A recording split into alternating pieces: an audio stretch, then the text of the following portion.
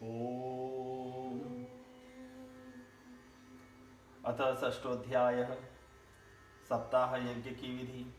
कुमारावचुः अथ ते संप्रवक्ष्यामः सप्ताह श्रवणे विधिं सहायैर्वसुभिश्चैव प्रायः साध्यो विधि स्मृतः दैवज्ञं तु समाहूय मुहूर्तं प्रच्छय यत्नतः विवाहे यादृशं वित्तं तादृशं परिकल्पयेत्।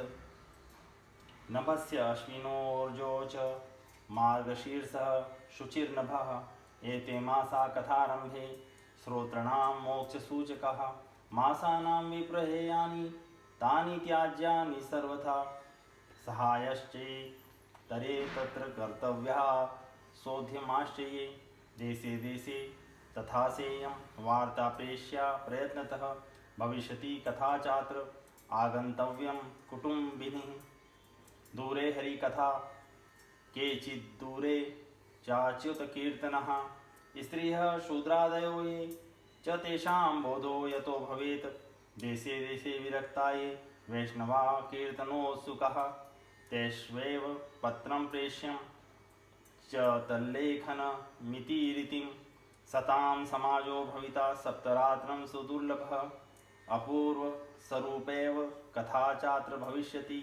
श्रीभागवत पीयूषमानाय रसलम्पटा भवन्तश्च तथा शीघ्र मायात प्रेम तत्परः नावकाश कदाचित् चेद दिनमात्रं तथापि तु सर्वथा गमनं कार्यं क्षणोत्रेव सुदुर्लभः एव न कारणं तेषां कर्तव्यं विनीयेन च आगन्तुकानां सर्वेषां वासस्थानानि कल्पयेत्।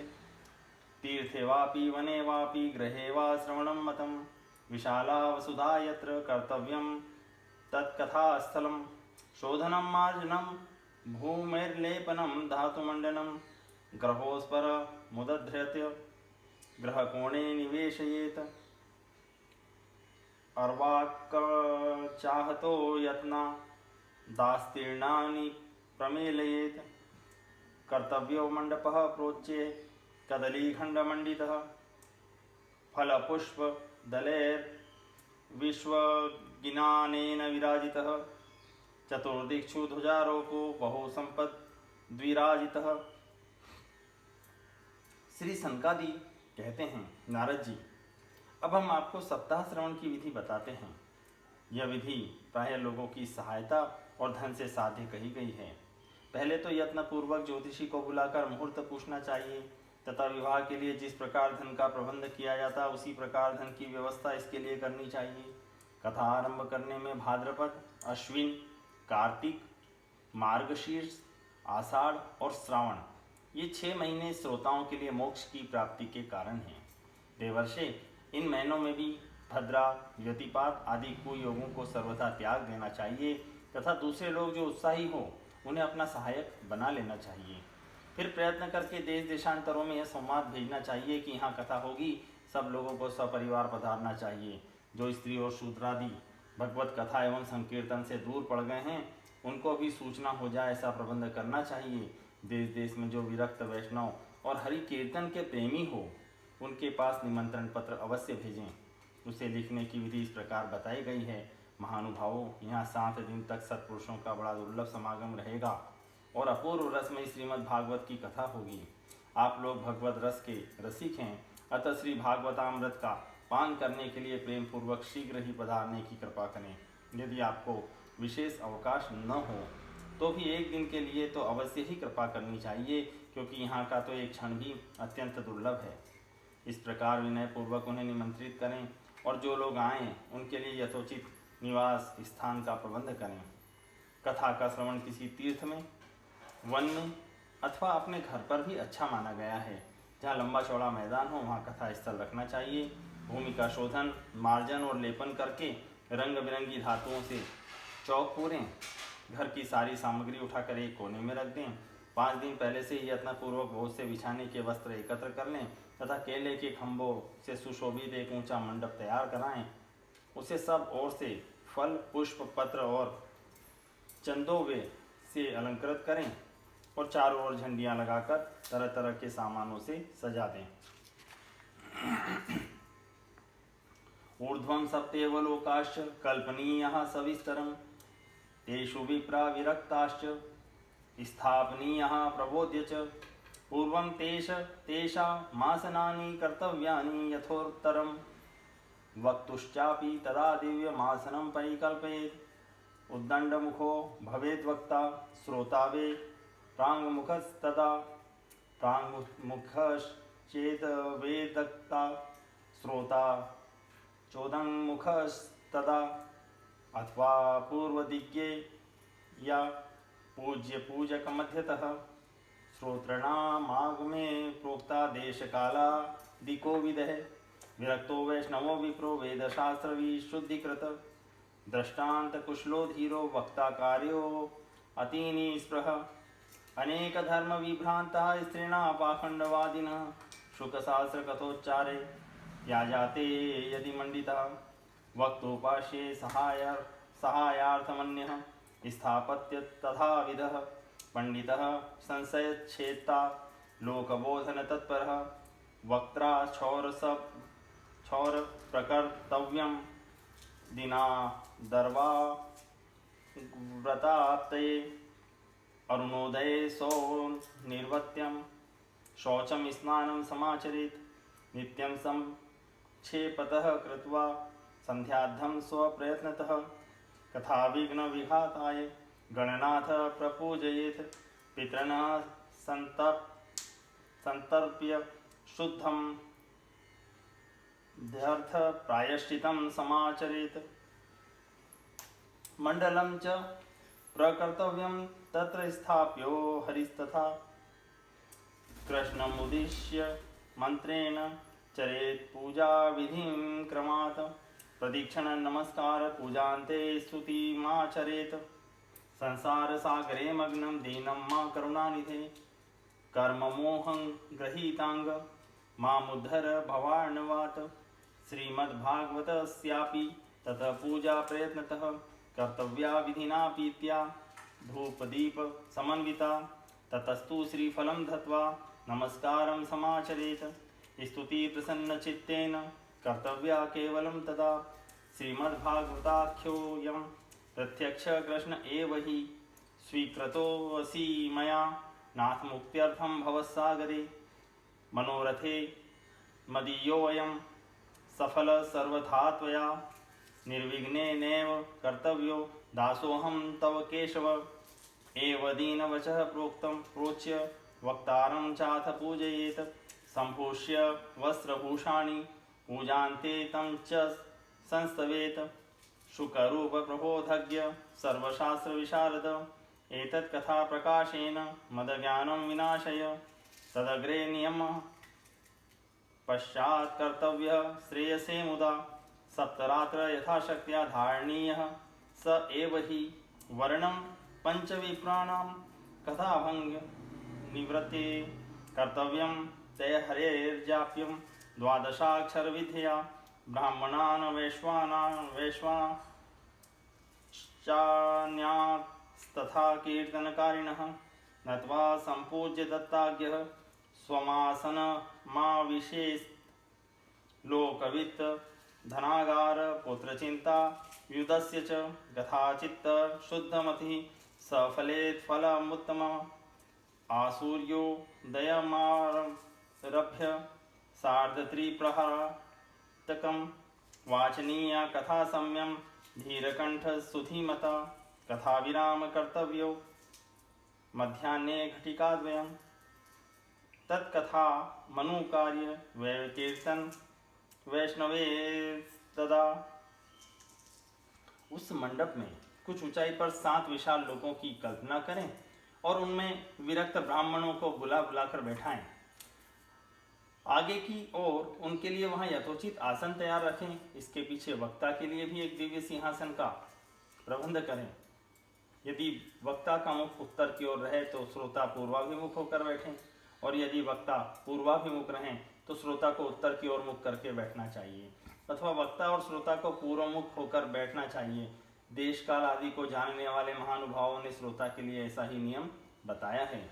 जो वेद शास्त्र की स्पष्ट व्याख्या करने में समर्थ हों तरह तरह के दृष्टांत दे सकता हो, विवेकी और अत्यंत निष्प्रह हो, ऐसे विरक्त और विष्णु भक्त ब्राह्मण को वक्ता बनाना चाहिए। श्रीमद् भागवत के प्रवचन में ऐसे लोगों को नियुक्त नहीं करना चाहिए जो पंडित होने पर भी अनेक धर्मों के चक्कर में पड़े हुए स्त्री लंपट एवं पाखंड के प्रचारक हों।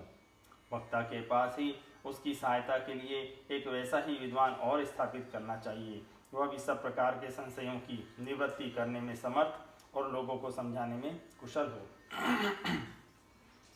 कथा आरंभ के दिन से एक दिन पूर्व व्रत ग्रहण करने के लिए वक्ता को क्षौर करा लेना चाहिए तथा अरुणोदय के समय से शौच से निवृत्त होकर अच्छी तरह स्नान करें और संध्यादि अपने नित्य कर्मों को संक्षेप से समाप्त करके कथा के विघ्नों की निवृत्ति के लिए गणेश जी का पूजन करें। तदनंतर पितृगण का तर्पण कर पूर्व पापों की शुद्धि के लिए प्रायश्चित करें और एक मंडल बनाकर उसमें श्री हरि को स्थापित करें। फिर भगवान श्री कृष्ण को लक्ष्य करके मंत्रोच्चार पूर्वक क्रमशः षोडशोपचार विधि से पूजन करें और उसके पश्चात प्रदक्षिणा तथा नमस्कार आदि कर इस प्रकार स्तुति करें। करुणा निधान, मैं संसार सागर में डूबा हुआ और बड़ा दीन हूँ, क्योंकि कर्मों के मोह रूपी ग्रह ने मुझे पकड़ रखा है। आप इस संसार सागर से मेरा उद्धार कीजिए। इसके पश्चात धूप दीप आदि सामग्रियों से श्रीमद् भागवत की भी बड़े उत्साह और प्रीतिपूर्वक विधि विधान से पूजा करें। फिर पुस्तक के आगे नारियल रखकर नमस्कार करें और प्रसन्न चित्त हो इस प्रकार स्तुति करें। श्रीमद् भागवत के रूप में आप साक्षात श्री कृष्णचंद्र ही विराजमान हैं। हे नाथ, मैंने भवसागर से छुटकारा पाने के लिए आपकी शरण ली है। मेरा यह मनोरथ आप बिना किसी विघ्न बाधा के सांगोपांग पूरा करें। केशव, मैं आपका दास हूँ। इस प्रकार दीन वचन कह के फिर वक्ता का पूजन करें, उसे सुंदर वस्त्राभूषणों से विभूषित करें और फिर पूजा के पश्चात उसकी इस प्रकार स्तुति करें। सुख स्वरूप भगवान, आप समझाने की कला में कुशल और सब शास्त्रों में पारंगत हैं। कृपया इस कथा को प्रकाशित करके मेरा ज्ञान दूर करें। फिर अपने कल्याण के लिए प्रसन्नता पूर्वक उसके सामने नियम ग्रहण करें और 7 दिनों तक यथाशक्ति उसका पालन करें। कथा में विघ्न न हो, इसके लिए 5 ब्राह्मणों को और वर्ण करें। वे 12 अक्षर मंत्र द्वारा भगवान के नामों का जप करें। फिर ब्राह्मण अन्य विष्णु भक्त एवं कीर्तन करने वालों को नमस्कार करके उनकी पूजा करें और उनकी आज्ञा पाकर स्वयं भी आसन पर बैठ जाएं। जो पुरुष लोक, संपत्ति, धन, घर और पुत्र आदि की चिंता छोड़कर शुद्ध चित्त से केवल कथा में ही ध्यान रखता है, उसे इसके श्रवण का उत्तम फल मिलता है। बुद्धिमान वक्ता को चाहिए कि सूर्योदय से कथा आरंभ करके 3:30 प्रहर तक मध्यम स्वर से अच्छी तरह कथा वाचे। दोपहर के समय 2 घड़ी तक कथा बंद रखें। उस समय कथा के प्रसंग के अनुसार वैष्णवों को भगवान के गुणों का कीर्तन करना चाहिए, व्यर्थ बातें नहीं करनी चाहिए। मलमूत्र जयार्थम ही लघ्वाहार सुखावह हविष्यान्नेन कर्तव्यो एकवारं कथार्थिनाम् उपोष्य सप्तरात्रं वे शक्तिश्चे शृणुयात् तदा रत्पानं बह्यपानं कृत्वा वे शृणुयात् सुखं फलाहारेण वा भाव्यमेकभुक्तेन वा पुनः सुखसाध्यं भवेद्यत्तु कर्तव्यं श्रवणाय तत् भोजनं तु वरं मन्ये कथाश्रवणकारकं नोपवासो वरनुप्रोक्तः कथा विघ्न करो यदि सप्ताहव्रतीनां पुंसां नियमाच्छृणु नारद विष्णुदीक्षा विहीनानां नाधिकारः कथाश्रवे ब्रह्मचर्य मधः सुप्ति पत्रावल्यां च भोजनं कथा समाप्तो भुक्तिं च कुर्या नित्यं कथाव्रती द्विदलं मधुतैलं च गरिष्ठानं तथैव च भावदुष्टं पर्युषितं ध्यानित्यं कथाव्रती कामक्रोधमदं मानं मत्सरमलोभमेव च दम्भं मोहं तथा द्वेषं दूरये च कथाव्रती वेदवैष्णवप्रियाणां गुरुगोव्रतीनां तथा स्त्रीराजमहन्ता निन्दा वर्जनेभ्यः कथाव्रती रजस्वलात्यञ्जलेच्छ पतितव्रात्यकैस्तथा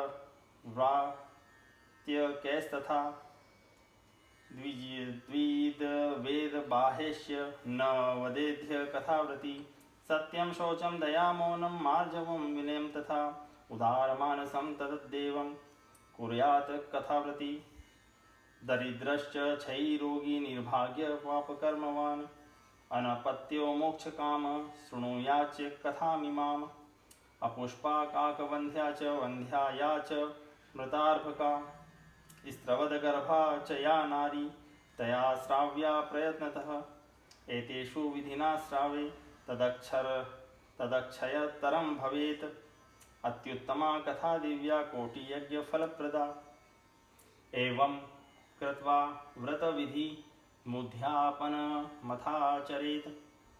जन्माष्टमी व्रतमिव कर्तव्य फलकाङ्गच्छिभिः। अकिञ्चनेषु भक्तेषु प्रायो नोध्यापनाग्रह। श्रवणेनैव पूतास्ते निष्कामा वैष्णवा यतः।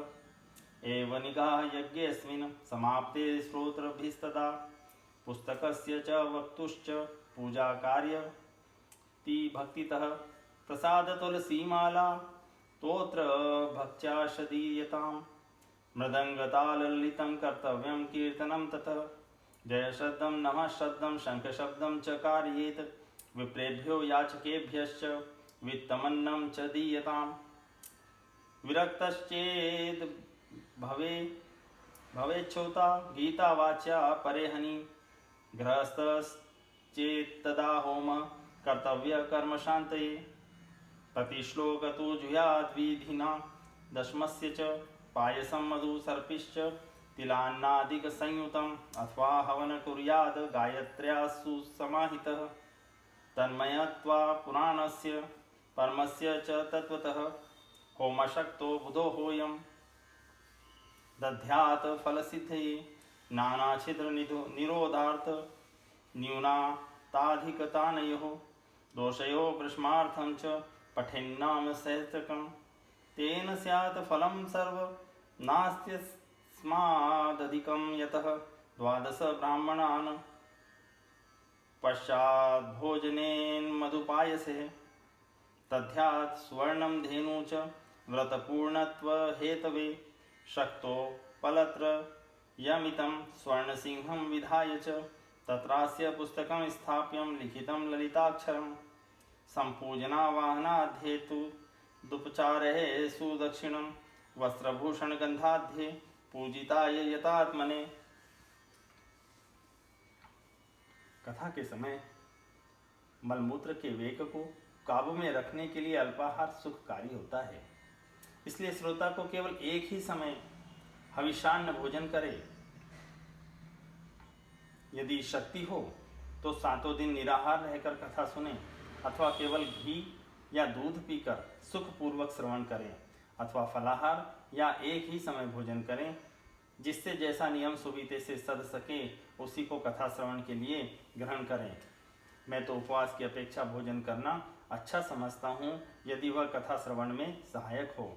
यदि उपवास से श्रवण में बाधा पहुँचती हो तो वह किसी काम का नहीं। नारद जी, नियम से सप्ताह सुनने वाले पुरुषों के नियम सुनिए। विष्णु भक्त की दीक्षा से रहित पुरुष कथा श्रवण का अधिकारी नहीं है। जो पुरुष नियम से कथा सुने उसे ब्रह्मचर्य से रहना, भूमि पर सोना और नित्य प्रति कथा समाप्त होने पर पत्तल में भोजन करना चाहिए। दाल, मधु, तेल, गरिष्ठ अन्न, भाव दूषित पदार्थ और बासी अन्न, इसका उसे सर्वदा ही त्याग करना चाहिए। काम, क्रोध, मद, मान, मत्सर, लोभ, दंभ, मोह और द्वेष को तो अपने पास भी नहीं फटकने देना चाहिए। वह वेद, वैष्णव, ब्राह्मण, गुरु, गोसेवक तथा स्त्री, राजा और महापुरुषों की निंदा से भी बचे। नियम से कथा सुनने वाले पुरुष को रजस्वला स्त्री, अंत्यंज, म्लेच्छ, पतित, गायत्रीहीन द्विज, ब्राह्मणों से द्वेष करने वाले तथा वेद को न मानने वाले पुरुषों से बात नहीं करनी चाहिए। सर्वदा सत्य, शौच, दया, मौन, सरलता, विनय और उदारता का बर्ताव करना चाहिए। धनहीन, क्षयरोगी, किसी अन्य रोग से पीड़ित, भाग्यहीन, पापी, पुत्रहीन और मोक्षी भी यह कथा श्रवण करें। जिस स्त्री का रजोदर्शन रुक गया हो, जिसके एक ही संतान होकर रह गई हो, जो बांझ हो, जिसकी संतान होकर मर जाती हो अथवा जिसका गर्भ गिर जाता हो, वह यत्न पूर्वक इस कथा को सुने। ये सब यदि विधिवत कथा सुने तो इन्हें अक्षय फल की प्राप्ति हो सकती है। यह अत्युत्तम दिव्य कथा करोड़ों यज्ञों का फल देने वाली है। इस प्रकार इस व्रत की विधियों का पालन करके फिर उद्यापन करें। जिन्हें इसके विशेष फल की इच्छा हो वे जन्माष्टमी व्रत के समान ही इस कथा व्रत का उद्यापन करें, किंतु जो भगवान के अकिंचन भक्त हैं उनके लिए उद्यापन का कोई आग्रह नहीं है। वे श्रवण से ही पवित्र हैं, क्योंकि वे तो निष्काम भगवत भक्त हैं। इस प्रकार जब सप्ताह यज्ञ समाप्त हो जाए तो श्रोताओं को अत्यंत भक्तिपूर्वक पुस्तक और वक्ता की पूजा करनी चाहिए। फिर वक्ता श्रोताओं को प्रसाद, तुलसी और प्रसादी मालाएं दे तथा सब लोग मृदंग और झांझ की मनोहर ध्वनि से सुंदर कीर्तन करें, जय जयकार, नमस्कार और शंख ध्वनि का घोष कराएं तथा ब्राह्मण और वाचकों को धन और अन्न दें। श्रोता विरक्त हों तो कर्म की शांति के लिए दूसरे दिन गीता पाठ करें। गृहस्थ हों तो हवन करें। उस हवन में दसम स्कंद का एक एक श्लोक पढ़कर विधि पूर्वक खीर, मधु, घृत, तिल और अन्नादि सामग्रियों से आहुति दें, अथवा एकाग्र चित्त से गायत्री मंत्र द्वारा हवन करें, क्योंकि तत्वतः यह महापुराण गायत्री स्वरूप ही है। होम करने की शक्ति न हो तो उसका फल प्राप्त करने के लिए ब्राह्मणों को हवन सामग्री दान करें तथा नाना प्रकार की त्रुटियों को दूर करने के लिए और विधि में फिर जो न्यूनाधिकता रह गई हो उसके दोषों की शांति के लिए विष्णु सहस्रनाम का पाठ करें। उससे सभी कर्म सफल हो जाते हैं, क्योंकि कोई भी कर्म इससे बढ़कर नहीं है। फिर 12 ब्राह्मणों को खीर और मधु आदि उत्तम उत्तम पदार्थ खिलाएं तथा व्रत की पूर्ति के लिए गौ और सुवर्ण का दान करें। सामर्थ्य हो तो 3 तोले का सोने का एक सिंहासन बनवाएं, उस पर सुंदर अक्षरों में लिखी हुई श्रीमद् भागवत की पोथी रखकर उसकी आवाहन आदि विधियों से विविध उपचारों से पूजा करें और फिर जितेंद्रिय आचार्य को उसका वस्त्र, आभूषण एवं गंधादि से पूजन कर दक्षिणा के सहित समर्पण कर दें।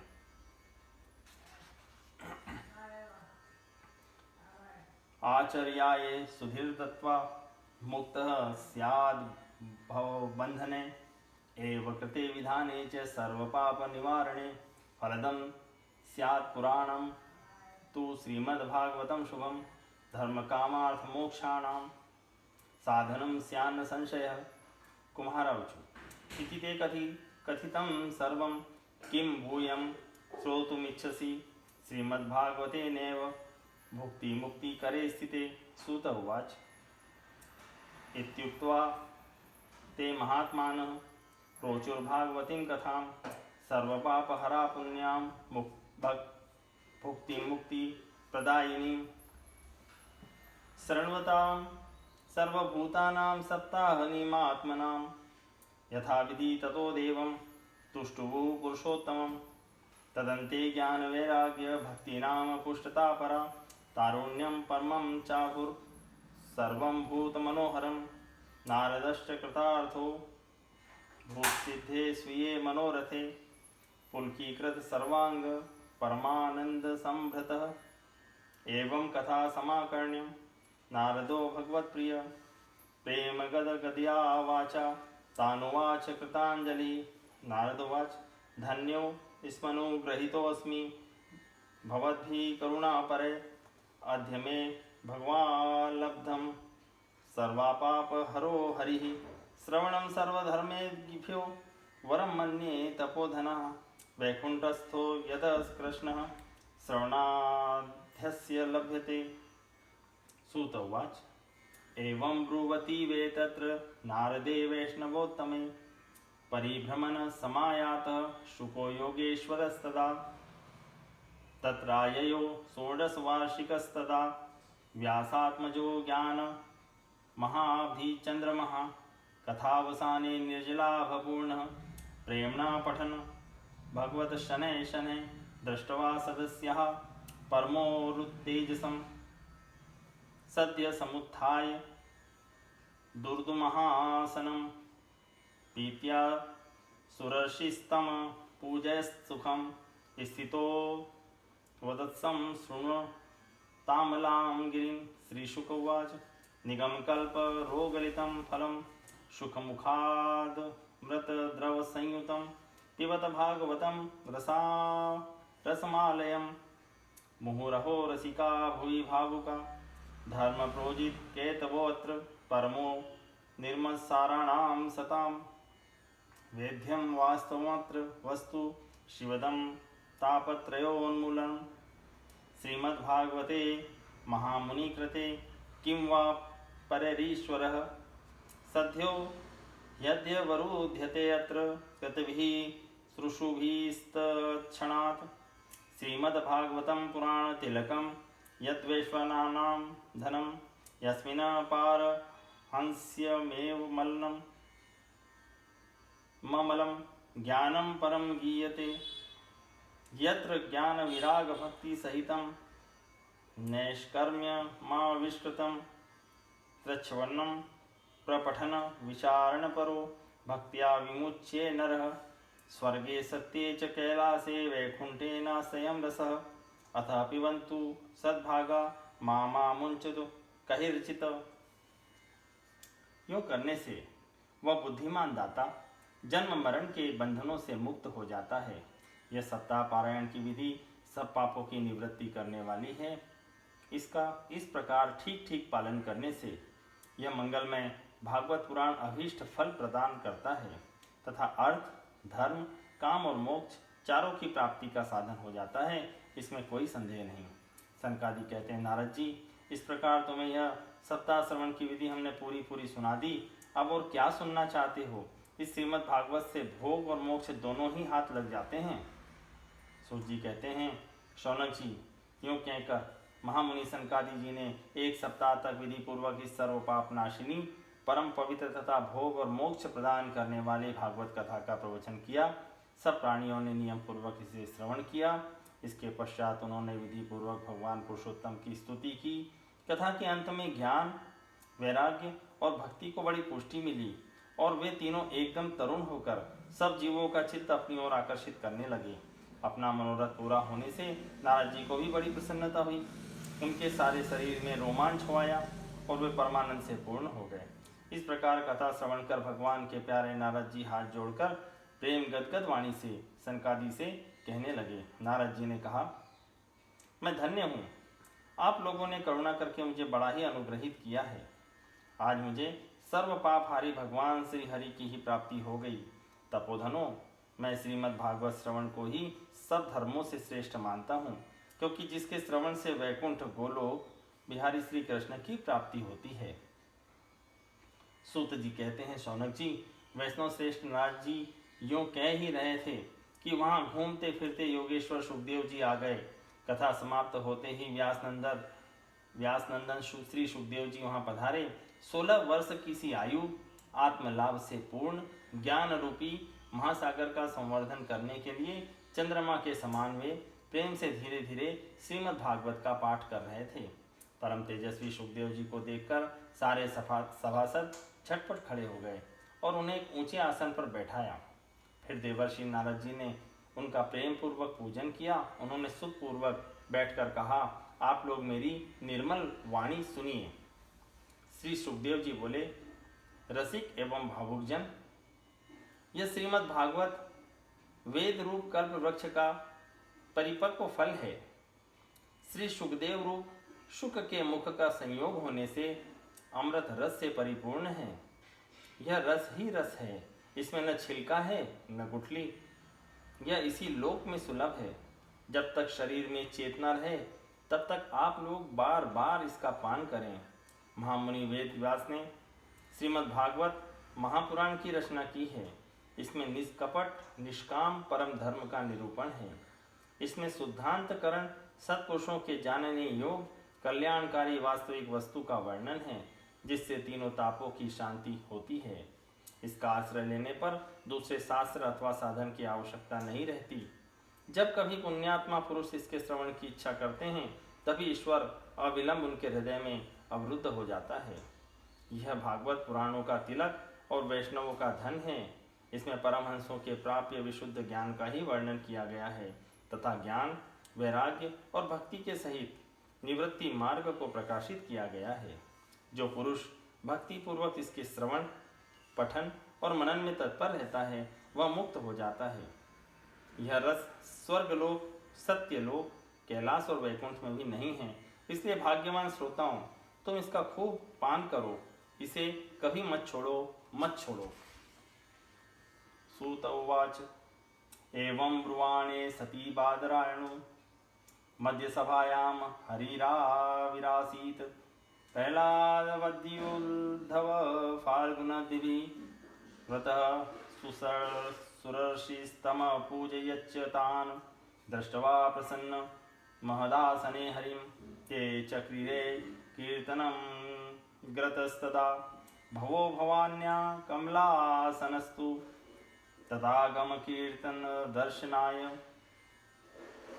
प्रह्लादस्तालधारी तरलगतितया चोधवः कांस्यधारी वीणाधारी सुरर्षिः स्वरकुशलतया रागकर्तार्जुनो भूत इंद्रवादी मृदंग जय जय सुकरा कीर्तने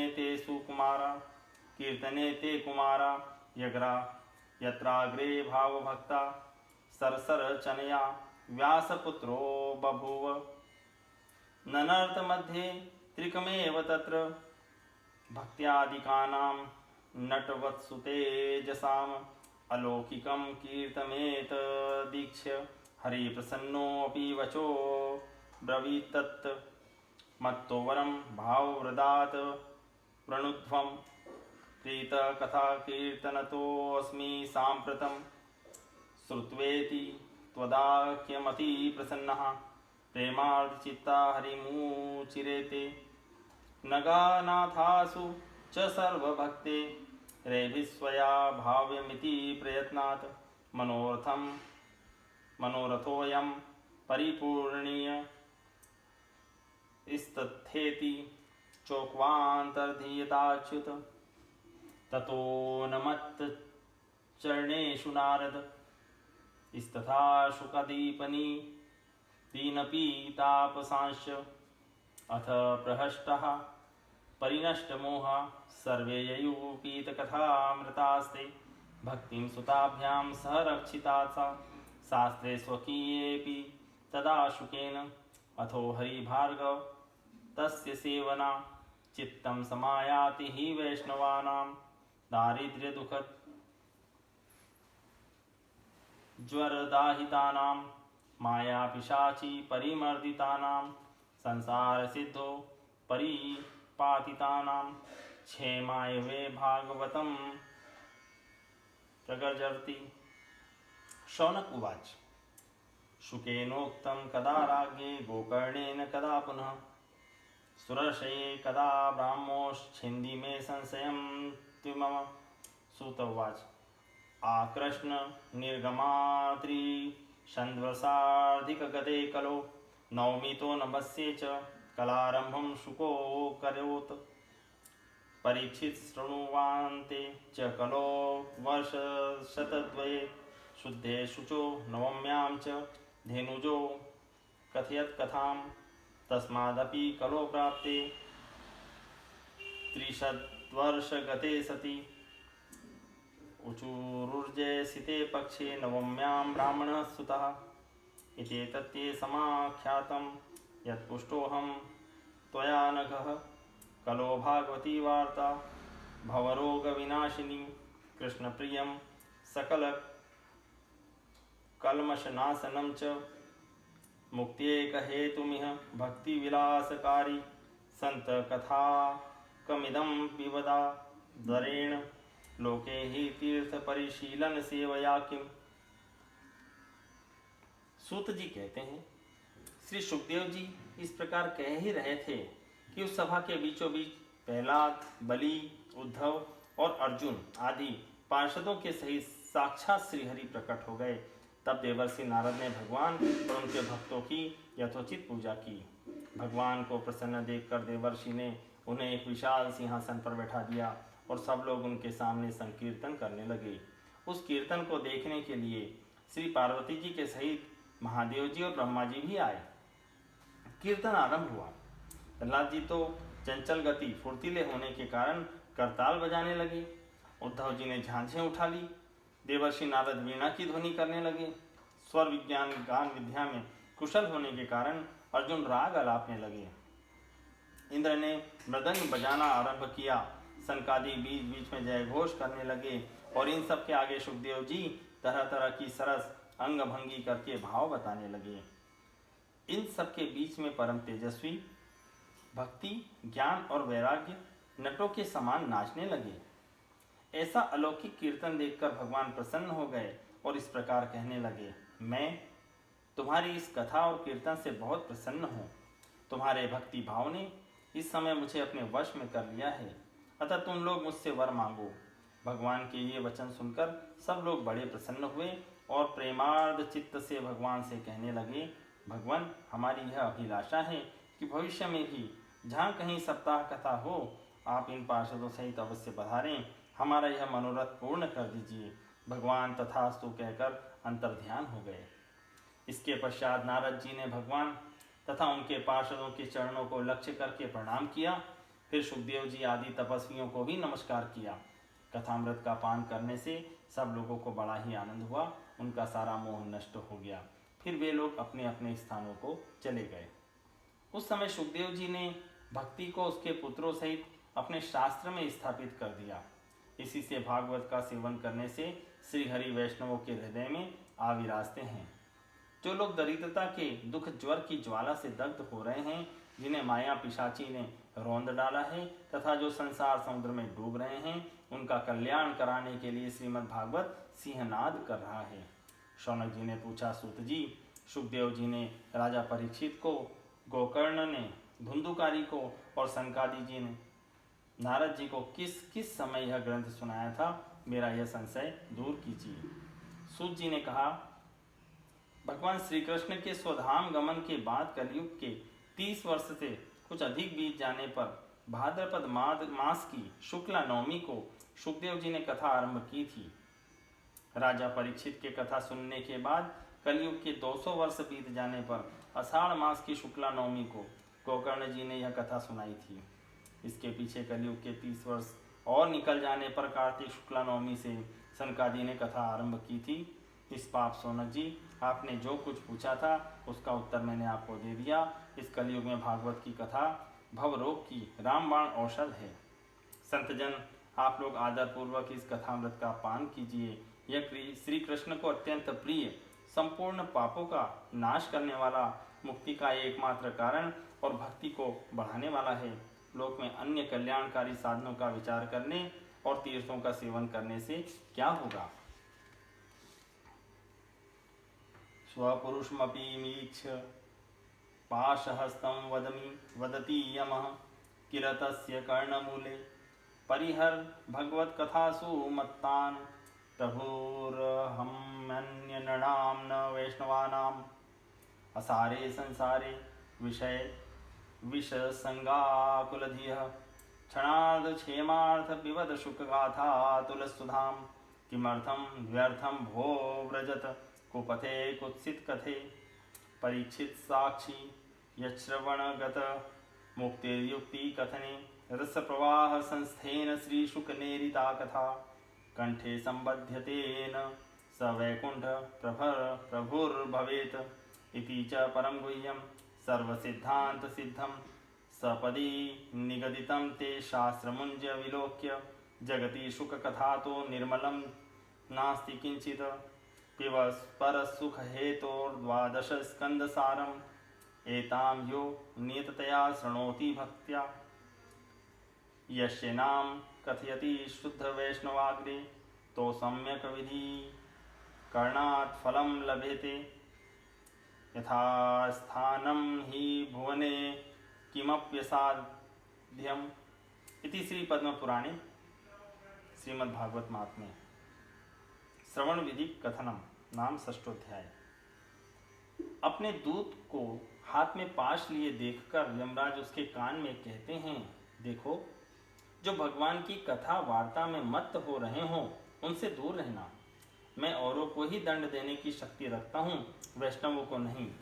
इस असार संसार में विषय रूप विष की आसक्ति के कारण व्याकुल बुद्धि वाले पुरुषों अपने कल्याण के उद्देश्य से आधे क्षण के लिए भी इस शुक कथा रूप अनुपम सुधा का पान करो।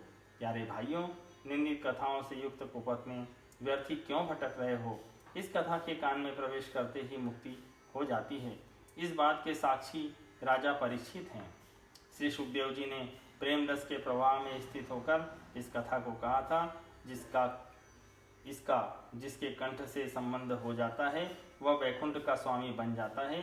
सौनक जी, मैंने अनेक शास्त्रों को देखकर आपको यह परम गोप्य रहस्य अभी अभी सुनाया है। सब शास्त्रों के सिद्धांतों का यहाँ निचोड़ है। संसार में सुख शास्त्र से अधिक पवित्र और कोई वस्तु नहीं है। अतः आप लोग परमानंद की प्राप्ति के लिए इस द्वादश स्कंध रूप रस का पान करें।